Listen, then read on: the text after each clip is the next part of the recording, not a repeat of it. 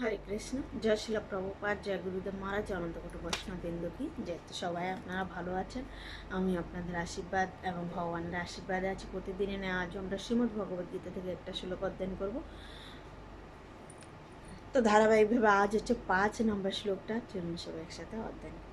নহি কশ্চিৎ ক্ষণমপি ইয়াতু তৃষ্ট এত কর্মকৃত কার্যতে হ্যবস্য কর্ম সর্বং প্রকৃতি জয়ী গুণ।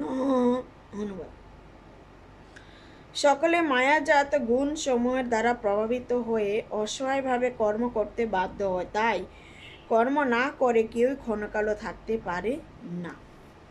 তো এই অধ্যায়ে এটা তৃতীয় অধ্যায়ের নাম হচ্ছে কর্মযোগ।